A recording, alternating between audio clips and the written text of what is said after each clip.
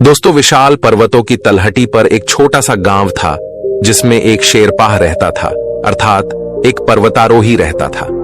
वह पर्वतारोही लोगों को राह दिखाया करता था। वह लोगों को ऊंचे पर्वत पर ले जाता और उन्हें सही सलामत वापस ले आता। इसी प्रकार शेरपाह एक दिन कुछ लोगों को लेकर पर्वत की चढ़ाई पर गया था, लेकिन अचानक उस दिन एक दुर्घटना हो गई।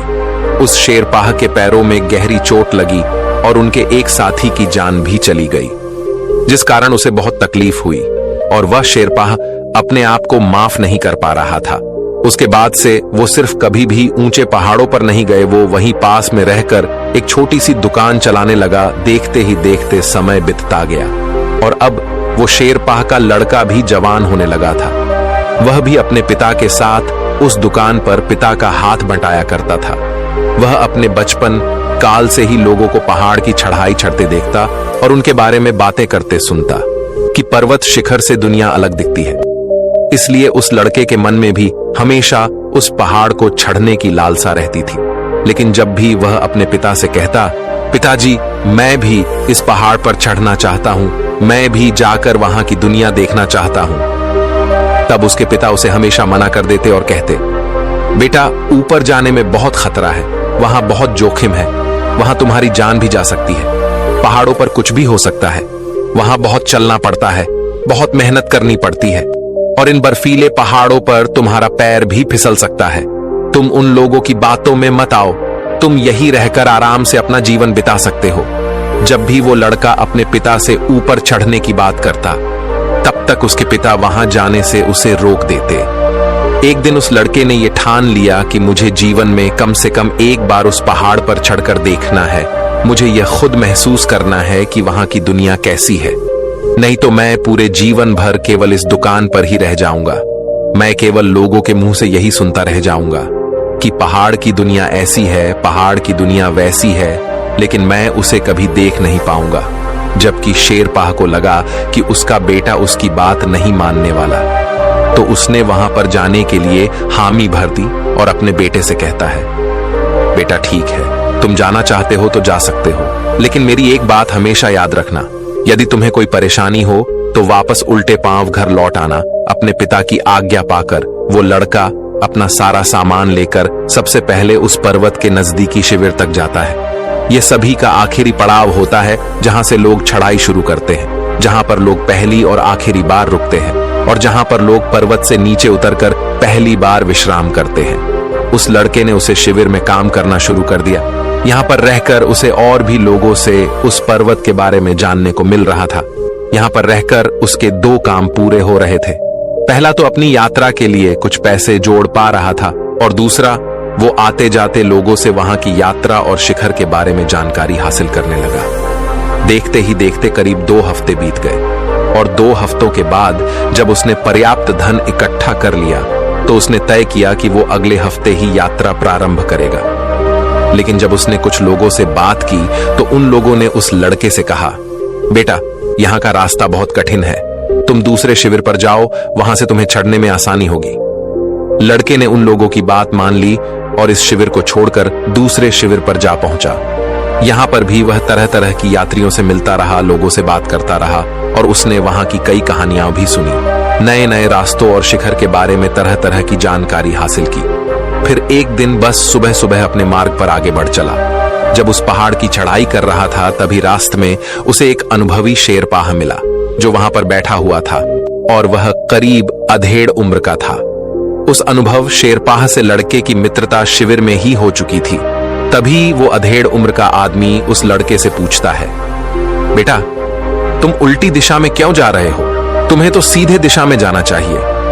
तभी वो लड़का जवाब देते हुए कहता है, बाबा मैंने यहाँ पर शिविर में रहकर यहाँ से आने जाने वाले यात्रियों की सभी बातें सुनी हैं, यहाँ की कहानियां भी सुन ली हैं, इसलिए मैं अब और अधिक ऊपर नहीं जाना चाहता हूँ, क्योंकि मैंने यहाँ के बारे में अब सब कुछ समझ लिया है, इसीलिए मैं वापस घर जा रहा हूँ। उस लड़के की यह बात सुनकर वह बूढ़ा बाबा जोर जोर से हंसने लगा। तभी वो लड़का बड़े आश्चर्यचकित होकर उस बाबा से कहता है, क्या हुआ बाबा, आखिर मैंने ऐसा क्या कह दिया कि आपको इतने जोर से हंसी आने लगी।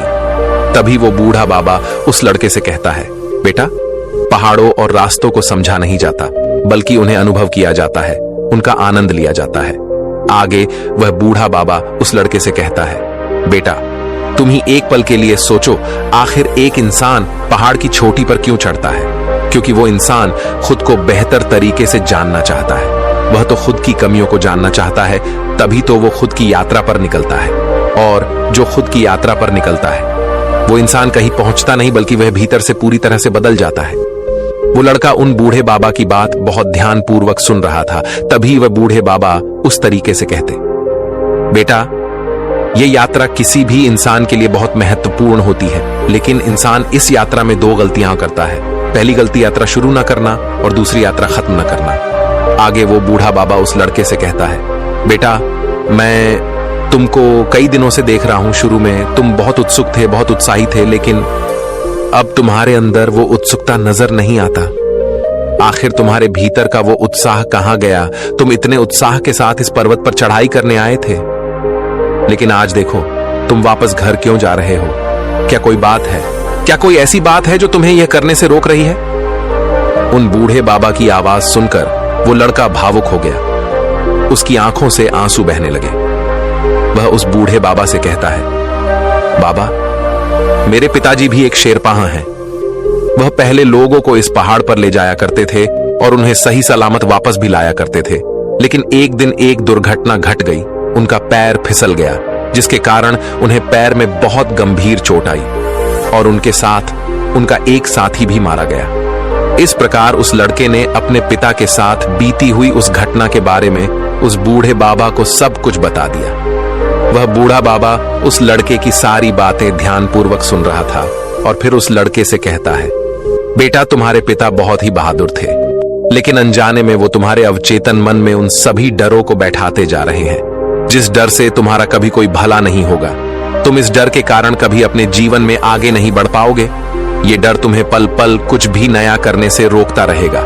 इस पर वो लड़का उन बूढ़े बाबा से कहता है, तो फिर मुझे क्या करना चाहिए? तभी वो बूढ़ा बाबा उस लड़के से कहता है, बेटा, इसका तो केवल एक ही रास्ता है, जिससे तुम्हारे भीतर बैठा हुआ यह डर हमेशा हमेशा के लिए तुमसे दूर हो जाएगा। लेकिन उसके लिए मेरी एक शर्त है। वो लड़का कहता है, बाबा बोलिए, आपकी क्या शर्त है? तभी वो बूढ़ा बाबा उस लड़के से कहता है, बेटा, जब भी तुम्हारा हार मानने का मन करे या फिर यात्रा छोड़ने का मन करेगा, तब तुमको मेरी बात बहुत ही शांतिपूर्वक और ध्यान से सुनी होगी। क्या तुम इसके लिए तैयार हो? वो लड़का कुछ देर के लिए सोच विचार में पड़ गया और मन ही मन गया सोचने लगा कि आज तक मुझे इस तरह से किसी ने नहीं समझा, या हो सकता है कि ये बूढ़े बाबा सचमुच मेरे मन से वो डर निकाल दे और मैं अपने जीवन में कुछ हासिल कर पाऊं। यदि मैं यूं ही चला गया तो पिताजी फिर मुझे कभी वापस नहीं लौटने देंगे और ना ही मुझे वो कभी वो करने देंगे जो मैं करना चाहता हूं। इसलिए मुझे एक बार इन बूढ़े बाबा की बात मान लेनी चाहिए। ये सोच विचार कर वो उन बूढ़े बाबा की बात मान लेता है और अगले दिन सुबह सुबह वह दोनों पर्वत की चढ़ाई के लिए निकल पड़ते। बूढ़ा बाबा उस लड़के को बताता है कि आज दिन ढलने से पहले हमें कम से कम 15 किलोमीटर तक की चढ़ान को चढ़ना होगा। वे लोग धीरे धीरे करके आगे बढ़ते रहे। जैसे जैसे वो उस पहाड़ पर चढ़ते जा रहे थे, रास्ता और भी कठिन होता जा रहा था, रास्ता और भी सकरा होता जा रहा था। चलते चलते करीब उन्होंने 3 किलोमीटर तक का रास्ता तय कर लिया। तभी अचानक उस लड़के ने एक सुंदर दृश्य देखा। उसने देखा कि वहां पर एक छोटा सा घर था और साथ ही पास ही में एक छोटा सा ठेला लगा हुआ था। लड़के ने यह भी देखा कि वहां पर 2 लोग बैठे हुए थे और खाने की बहुत ही बढ़िया खुशबू आ रही है। तभी लड़के के मन में अचानक एक विचार उत्पन्न हुआ कि क्यों ना हम भी कुछ देर के लिए यहीं पर रुक जाए। उसने तुरंत ही उन बूढ़े बाबा को आवाज दी और कहा, बाबा, क्यों ना हम भी कुछ देर के लिए यहीं पर रुक जाते हैं, थोड़ा सा आराम कर लेते हैं। इस पर वह बूढ़ा बाबा कहता है, बेटा, अभी तो हमने चलना शुरू किया है, यदि हम यहीं पर रुक गए तो हमारे दिन का लक्ष्य पूरा नहीं हो पाएगा। तभी वो लड़का बूढ़े बाबा से कहता है, बाबा, केवल थोड़ी देर के लिए हम कुछ खा लेते हैं। इस पर वह बूढ़े बाबा मुस्कुराने लगे और उस लड़के से कहते हैं, बेटा, ध्यान से सुनो, ये स्वयं की यात्रा में आने वाली पहली रुकावट है। ये उस पल पैदा होती है जिस पर हम अपने लक्ष्य को छोड़कर अपने आसपास की चीजों पर ध्यान देने लगते हैं। जब हमें ऐसा प्रतीत होता है कि हमें इन चीजों से सुख मिलेगा, तो हम इनकी ओर मुड़ जाते हैं, हम इनकी तरफ खींचे चले जाते हैं, और जिस पल हम इन लालच पर ध्यान देने लगते हैं, उसी पल हम अपना रास्ता भटक जाते हैं। लेकिन यदि तुम चाहो तो इस मानसिक स्थिति में भी अपना सही निर्णय ले सकते हो। इसलिए मन को स्थिर करो और चलते रहो। लड़के ने बूढ़े बाबा की बात मान ली और चुपचाप खड़ा होकर मन मारकर वो उन बूढ़े बाबा के पीछे पीछे चलने लगे। देखते ही देखते पूरा दिन बीत गया। पहले दिन की यात्रा थका देने वाली थी, लेकिन बहुत सुंदर भी थी। अगले दिन का रास्ता और भी कठिन था, इसलिए उन बूढ़े बाबा ने उस लड़के को सुबह जल्दी उठा दिया और फिर वे दोनों मार्ग में आगे की ओर चलने लगे। उन्होंने अभी कुछ ही चढ़ाई चढ़ी थी कि तभी वहां पर जोरों की बारिश होने लगी, और देखते ही देखते वह बारिश और भी तीव्र होने लगी। उन दोनों के कपड़े अब पूरी तरह से गीले हो चुके थे। लड़का तो ठंड में ठिठुरने लगा था, उसके हाथ पैर कांपने लगे थे। तभी वह मन ही मन खुद को कोसने लगा और कहने लगा, काश मैंने इनकी बात ना मानी होती, मैं तो बेवजह ही इनकी बातों में आ गया। अच्छा खासा मैं घर जा रहा था। इस समय तो मैं घर पर बैठकर गर्म गर्म खाना खा रहा होता, घर पर आराम से विश्राम कर रहा होता। ये सोचता हुआ वो लड़का आगे बढ़ रहा था कि उसका ध्यान भटक गया और रास्ते में पड़े हुए एक पत्थर से उसका पैर टकरा गया और वो लड़का गिर गया। तब वो लड़का जोर से चिल्लाकर कहता है, हे बूढ़े बाबा, मैं तो आपकी बातों में बेवजह ही आ गया, मैं तो घर पर ही बढ़िया था। कल से ठीक से खाना तक नहीं खाया और आज इतनी तेज बारिश में मैं बेवजह ही परेशान हो रहा हूँ। हे बाबा, मैं अब घर जाना चाहता हूँ, मुझे आज्ञा दे। उन बूढ़ा बाबा ने उस लड़के की किसी भी बात का जवाब नहीं दिया, बल्कि वो चुपचाप उसकी सारी बातें सुनते रहे, उसकी मन स्थिति को समझते रहे। और कुछ देर बाद वो उस लड़के से कहते हैं, बेटा, मेरे गुरु कहा करते थे कि सावधान रहो, शिकायत मत करो। इस बार वो लड़का कहता है, बाबा आप क्या कहना चाहते हैं, मेरी कुछ समझ में नहीं आ रहा। तभी वो बूढ़ा बाबा एक बार फिर मुस्कुराने लगा और उस लड़के से कहता है, बेटा, खुद को जानने की यात्रा में, खुद को जीतने की यात्रा में दूसरे आने वाली सबसे बड़ी रुकावट पसंद और नापसंद। इस समय हम कहीं और है, लेकिन होना कहीं और जाते हैं। इस समय इस पर्वत पर तेज बारिश हो रही है, लेकिन तुम गर्म कंबल में भी सोना चाहते हो। जब हमारे भीतर इस प्रकार के विचार उत्पन्न होने लगते हैं, तो हमारे भीतर तनाव पैदा होने लगता है और इस तरह से हम पूरी तरह से परेशान हो जाते हैं। हमारा ध्यान भटक जाता है और इस परेशानी के कारण हम कुछ ना कुछ गलती अवश्य कर देते और फिर हम खुद को ही कोसने लग जाते हैं और आखिर में हम इस यात्रा को वहीं पर समाप्त कर देते हैं। इसलिए मेरी एक बात और याद रखना कि कभी भी निराश होकर पसंद और नापसंद के चक्कर में मत उलझाना, क्योंकि पसंद और नापसंद का ये बोझ तुम्हें कभी चैन से सोने नहीं देगा और इसमें यदि तुम फंस गए तो तुम कभी इससे निकल नहीं पाओगे और तुम कभी भी अपने कार्यों में सफल नहीं हो पाओगे और इसी कारणवश तुम अपने कार्य में कभी निरंतरता भी नहीं ला पाओगे। इसलिए तुरंत ही अपना ध्यान उम्मीदों से हटाकर इस क्षण में ले आओ। अपने चारों ओर देख, ये पर्वत बारिश में कितना शांत है, चारों तरफ कितनी खामोशी है। उन बूढ़े बाबा की आवाज सुनकर उस लड़के ने शिकायत करना बंद कर दी और कुछ ही देर में शांत हो गया और तब उसे इस बात का एहसास हुआ कि वह निराश केवल अपनी उम्मीदों के कारण हो रहा था। उसे इस बात का भी एहसास हुआ, हाँ, इस समय थोड़ी सी असुविधा जरूर है, लेकिन समय आते ही इसका समाधान हमें मिल जाएगा। ये विचार आते ही उसका मन पूरी तरह से शांत हो गया और वह भी पहाड़ की उस शांति को महसूस करने लगा और फिर वो बूढ़े बाबा के पीछे पीछे फिर से एक बार आगे बढ़ने लगा। देखते ही देखते अब 2 दिन निकल चुके थे। अगले दिन सुबह की यात्रा शुरू करने से पहले उस लड़के के मन में पुरानी बातें घूम रही थी और अब उस पर आलस हावी होने लगा था। अब उसके मन में तरह तरह के विचार आने लगे थे। वो लेटे लेटे ये सोच रहा था कि मैं अब और चढ़ाई करके क्या करूंगा, मेरा ऊपर जाकर कोई लाभ नहीं, मुझे ऊपर जाकर क्या फायदा मिलेगा। जो लोग अब तक शिखर पर जा पहुंचे उन्हें भी तो कुछ खास नहीं मिला, तो फिर मैं भला इतनी मेहनत क्यों करूं। यदि इतनी मेहनत मैं अपने पिताजी के साथ अपने पिताजी की दुकान पर करूं तो वहां पर मुझे अवश्य लाभ होगा। वो इन्हीं विचारों में खोया हुआ था। तभी वो बूढ़ा बाबा उस लड़के से कहते, बेटा याद करो, तुमने ये यात्रा क्यों शुरू की थी? तुमने यात्रा शिखर पर जाने के लिए नहीं की थी, तुमने तो ये यात्रा अनुभव प्राप्त करने के लिए की थी, खुद को जीतने के लिए की थी, और ये पूरी यात्रा ही शिखर है। उन बाबा के मुख से ये सुनकर वो लड़का कुछ देर के लिए सोच विचार में पड़ गया और फिर वह उन बूढ़े बाबा से कहता है, बाबा आप ठीक कहते हैं, लेकिन अब मुझे और ऊपर जाने की कोई इच्छा नहीं है। अब मेरा बिल्कुल भी मन नहीं है कि मैं आगे की यात्रा करूं। इस पर वो बूढ़ा बाबा उस लड़के से कहते हैं, बेटा भारीपन और दिमाग की सुस्ती, बहुत नींद आना, थकावट लगना और कुछ भी करने की इच्छा ना होना, ये सभी मन के विचार हैं। ये तुम इन विचारों में फंस गए तो इसका अर्थ यह हुआ कि तुम एक जेल में बंद हो जाओगे और इस जेल में रहते हुए तुम थोड़ी सी भी कठिनाइयों के आते ही हार मान लोगे, क्योंकि यहां पर तुम्हारी बुद्धि की तर्क शक्ति भी तुम्हारा साथ नहीं दे पाएगी। इसलिए आलस छोड़ो और तुरंत उठो और मेरे साथ चलो। उन बाबा के इतना कहने पर उसे बाबा की बात याद आई। उन बाबा ने सफर शुरू होने से पहले ही कहा था कि जब भी तुम्हारा मन हारने के लिए कहेगा तब तुम्हें मेरी बात ध्यानपूर्वक सुननी होगी। लड़के को अपना वादा याद आ गया। वह तुरंत ही उठ खड़ा हुआ और दोनों ने अपना सफर फिर एक बार प्रारंभ किया। देखते ही देखते शाम का वक्त हो चुका था और शाम के वक्त लड़के को उस पर्वत पर कुछ ऐसे लोग मिले जिनकी तैयारियां उनसे कहीं ज्यादा आधुनिक थीं। उनके पास आधुनिक उपकरण थे। ये देखकर वो लड़का मन ही मन सोचने लगा, इनके पास तो इतने आधुनिक उपकरण है, ये तो अवश्य ही इस पहाड़ की चढ़ाई को चढ़ लेंगे, लेकिन मेरे पास तो कुछ भी नहीं है। यदि मैं असफल हो गया तो मेरे पिताजी क्या कहेंगे? इस प्रकार के विचार आते ही वह एक बार फिर से निराश हो गया और एक जगह पर खड़ा होकर वो उन्हीं के बारे में सोचने लगा। ये देखकर बाबा उस लड़के से कहते हैं, बेटा यही आखिरी पड़ाव है।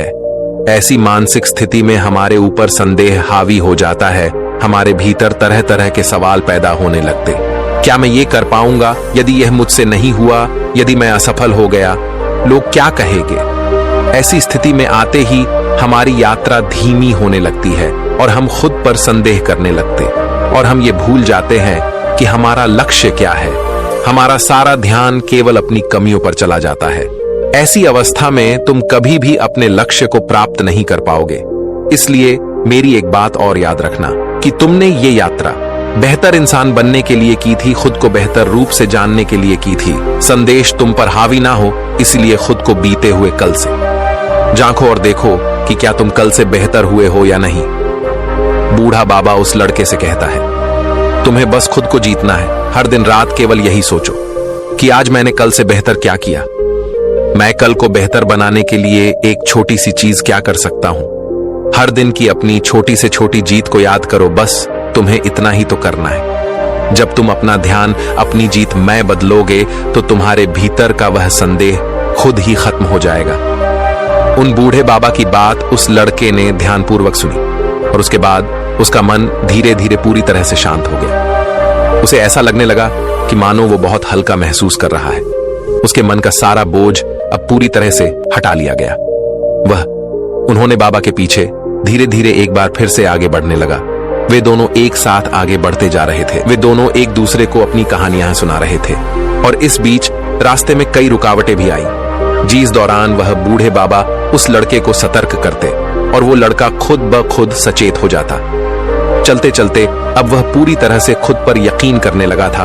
अब उसे धीरे धीरे इस बात का एहसास हो रहा था कि बढ़ना और रुकना उसके अंतर्मन से ही प्रकट हो रहा था और यदि उन पर ध्यान न दिया जाए तो मन में वो बड़ा रूप ले लेती है। धीरे धीरे वो उन पर काबू पाने लगा था और अब उस लड़के को ये एहसास होने लगा था कि वो मन पर काबू पाना सीख चुका है। उसने अपने मन को जीत लिया है।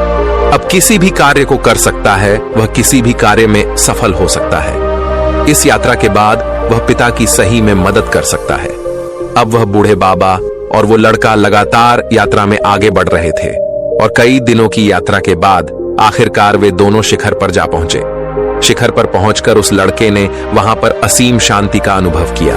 उस लड़के ने वहां खड़े होकर यह सोचा कि यहां तक बहुत कम लोग पहुंच पाते हैं और जो लोग यहां पर पहुंच पाते उन्हें उनका अनुभव प्राप्त हो जाता है। इस दौरान उस लड़के के चेहरे पर एक गहरी मुस्कान थी उस शिखर पर खड़े होकर उसे जीत का एहसास हो रहा था। उसका सीना चौड़ा हो चुका था। वहां खड़े होकर अपने सफर के बारे में सोचने लगा कि कितनी बार उसने अपनी मानसिक स्थिति का सामना किया और आगे बढ़ा और यहां तक पहुंच गया। और उसे यह भी एहसास हुआ कि जितनी बार उसने अपनी मानसिक स्थिति का सामना किया, अपने मन को काबू में किया, वह उतनी ही बार उठ खड़ा हुआ। तब उसके मन में एक विचार आया और सोचने लगता है कि बाबा सही कहते हैं कि पूरी यात्रा में कई शिखर हैं। बूढ़े बाबा को धन्यवाद कहने के लिए जब वो लड़का पीछे मुड़ा तो वहां पर कोई नहीं था। उसने यहां वहां देखा, उसने आवाज लगाई, लेकिन कोई भी उसकी आवाज पर आगे नहीं आया। अचानक उसकी नजर अपने बैग पर पड़ी और उस बैग में एक पत्र रखा हुआ था जिसमें यह लिखा था, बधाई हो बेटा, तुमने अपने सभी डरों को पार कर लिए और तुमने खुद को जानने की यात्रा पूरी कर ली और साथ ही तुमने इस बात का भी अनुभव कर लिया कि रास्ते में आने वाली रुकावट का सामना उनके सामने घुटने टेक कर नहीं बल्कि उन्हें पार करके किया जाता है। जैसे सुख का प्रलोभन, निराशा, पसंद नापसंद, शरीर और मस्तिष्क की सुस्ती, संदेह, इन सब को पार करके आखिरकार तुम अपने शिखर तक पहुंच गए। आगे उन बूढ़े बाबा ने लिखा था, बेटा हमें हमेशा अपने मन के प्रति सचेत रहना चाहिए, जिससे रुकावटें बड़ी होने से पहले ही हम उसे हल कर सके। ऐसे ही जीवन की यात्रा करते रहो जिससे तुम भी एक दिन किसी को स्वयं की यात्रा पर ले जा सके। उस पत्र को पढ़ने के बाद उसकी आंखों से आंसू रुकने का नाम ही नहीं ले रहे थे। अब उस लड़के की आंखों में कुछ नए सपने थे, घर जाकर कुछ नया करने की चाहत थी। वैसे अगर आप ये जानना चाहते हैं कि अपने लक्ष्य पर किस तरह से नजर टिकाए रखे, तो इसके लिए हमने अलग से एक वीडियो बना रखा है। उसका लिंक आपको आई बटन में मिल जाएगा, आप जाकर के उसे भी जरूर देखिएगा और साथ ही साथ आप हमें यह भी जरूर बताएगा कि आपको आज की वीडियो कैसे लगा। उम्मीद है कि आपको यह वीडियो जरूर पसंद आएगी, तो इस वीडियो को लाइक और अपने दोस्तों के साथ शेयर भी जरूर कीजिएगा और हमें ऐसे ही सपोर्ट करने के लिए चैनल को सब्सक्राइब और घंटी बटन को जरूर दबा दीजिएगा। चलिए फिर मिलते हैं एक और वीडियो में, तब तक के लिए अपना ख्याल रखिए। धन्यवाद।